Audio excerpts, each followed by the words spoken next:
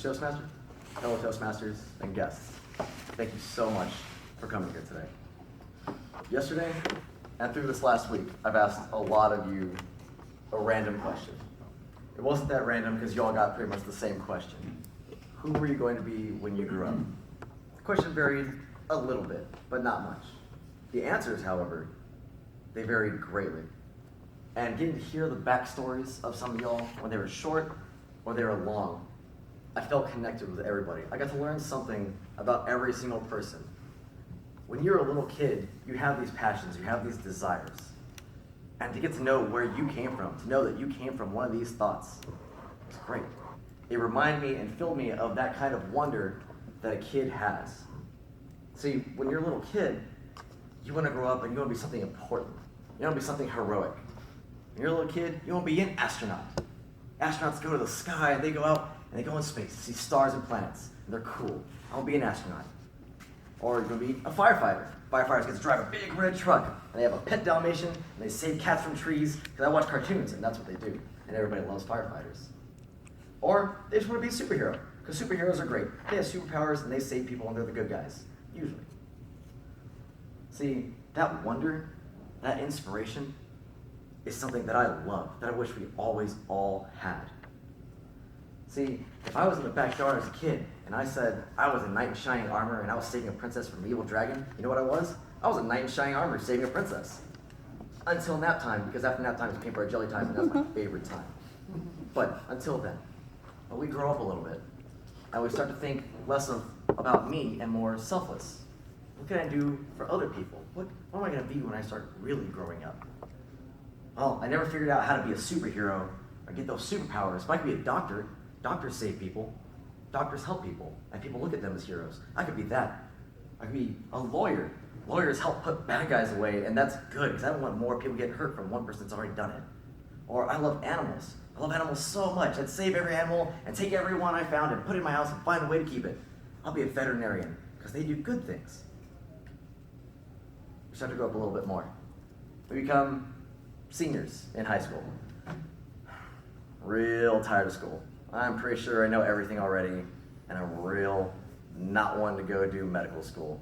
Law school? No, I don't want to do any of that. That sounds like money and time that I've already put in. I can pretty much have whatever job I wanted. They decide they want to go to college to figure out what that is. Or they join the military. They'd rather have somebody tell them what to do and then figure out what they want to do. Or they just want to go to work. You know what? I'm going to live my life and I'm going to make money. Because I don't really know what I want to do yet. All those answers are good. You are following what you believe in and what drives you to do more. And that passion is important. As long as you believe in yourself, that's good. See, when I was a little kid, I wanted to be a scientist. A lot of people were waiting for me to tell them what that answer was. I want to be a scientist. I'd sit on the floor in the kitchen with clear cups, and Mom would have a bunch of water cups. It was only water, but I would mix and measure and grab this cup and mix it. No, just a little bit more. I'm like, Mom, shrink this. She's like, oh, that's really good, honey, thanks. I know, it's great. And I'd keep mixing it. Then she wanted me to be more creative. Put little food colorings in the water. It's like, oh my gosh, I can make better things. And mix this one and this one. No, this one. Mom, drink it. She's like, it's very good, honey. I'm like, no, drink it all. It won't work. I'm like, oh, you know what? Son, it needs to be better. You're right. And I'd go back to it, and she'd walk off, and I'd get real distracted and forget what I was doing. But I realized that I love science. I love anything scientific. I didn't know why. I didn't know what a scientist did when I was 6 years old, but I felt that was a cool job. I grew up, I started going to academic UIL and competing in science. At the state level, I was at a state competition for science, of all things. Out of 287 people, I placed 31st. Now, that might not seem great to you, because 31st place, you don't get any ribbons. But that was cool to me. But I was the only multi-athlete doing this nerdy academic UIL competition. And the people around me were motivated to do better, because they're like, wow, I have this cool guy with me and he's making this fun. So everybody pushed themselves to be better, to try to be better, to show off. And that feeling that I got made me realize that's what I want to do. I love to motivate people. I like being able to make people want to be better, to push themselves, to do things that they didn't believe themselves they could until I told them, you can do this. Push yourself. You are better than that. I know you are. I could not know anything about you, but I can see it. I know how good of a speaker you are. I know how good of a scientist you could be. You could be an athlete if you want to. Even if they really couldn't, I could push them to try. And they tried. Being able to do that made me so happy. So, after school, I joined the military, and through the military afterwards, I by chance, longer story, became a teacher and coach. By pure luck with no experience whatsoever. And you can't imagine how that could possibly happen, but it's a good story for me. I got to coach volleyball and basketball, so nailed it on volleyball. I was happy. Didn't get football? That's okay. And that was the happiest I was ever been. To have kids push themselves to really want to do good. If I told them they could do this, they strove, they pushed themselves, and they worked hard. And it was just because I said they could do it. That kind of feeling I cannot forget. But the injuries from the Navy forced me to let go of that job because I could no longer do it. And that was really hard. But at the same time, I found out I was having a daughter. My shift from my passion for teaching and coaching and wanting to do more shifted to I need to be a great father to this little girl. And that was all that mattered to me. It wasn't that I forgot my passion, my drive, what really made me happy. It was that my happiness is second. Her happiness, her well-being, my family's well-being is what matters to me. So I got back in IT, I did things, and I was able to support well enough. Then baby 2 came along, and I was like, wow, I can't support anymore. So I went along, and my friend who worked here got me through the VetFit program. Some saving grace that I had a doorway into USAA. The fact that I was able to now provide for them was beyond me. I've been forever grateful for that opportunity to be here. But that doesn't mean that I've forgotten where I came from or what matters. See, when I was little, I know like all of you, it's a confession, but when I was little and praying, God, I can't wait till I grow up to be this, I didn't think, man, I can't wait to be in an insurance company. I know that was for everybody here, but not me. It wasn't me. I'm sorry. It wasn't any of you either, except for one of us, who I will not name out, but they seem to always know they wanted to be at USA because they were a really cool place to work. But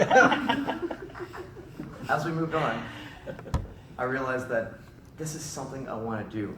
I want to follow all of my passions, not just this one. Everybody in this room is a dreamer. Left and right of you, these people have aspirations that you wouldn't imagine.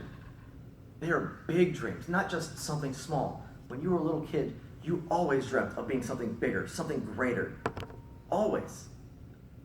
And some of you had to think about my question when I asked you. You're like, wow, I don't know, what was it? And then you got to think about it and remember, and I know those were good feelings because I read them, I felt it, I was happy. I was like, God, I bet that was great. You would have been a great this or a great that. And getting to remember those things made me realize we're all here. Are we letting those things go? Why aren't we all doing something that holds on to these passions and these dreams that we made ourselves out of? See, I may not be a scientist anymore, but I do know that I love mixing things. Now, whether that's food or drinks, you can leave that up to yourself. But I do love mixing things. It's fun to create. Everybody in here was creative with their answers. Your past is full of creativity and energy and something that made you you. And because of that, it's hard for me to accept that maybe some of us aren't following what we were. Because that is who you are. This room is full of some of the best things we could have been. Doctors, lawyers, astronauts, paleontologists, a CIA agent, school teacher, music teacher, artist, hairdresser. We had costume designers. We had people that wanted to be mathematicians. We had people that wanted to be chefs in this room. Some people just wanted to be a leader. They didn't care what they did as long as they led others. And they were responsible for people and knew that they could be relied on. And other people just wanted to travel the world and see what there was. There wasn't a job or career. I'm going to take what's on my back and see what else there is to offer in this life. Something bigger than myself.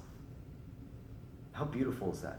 How wonderful is that to get to share that with me and to get to feel all that with every single one of you that I got a chance to speak with. Those kind of things you don't forget about or really let go. They might be in the back of your minds, but they're always there in your heart. Don't ever, ever let those things go or let that not inspire you to push you forward to forget those things. If you want to be a veterinarian, go to the Humane Society. Go take the dogs for walks. Go pet them because they have time for volunteers to come do that. If you love doctors and you love children and want to take care of people, the children's hospitals, they have times to go and play board games and go read to them. They want company and they want that love.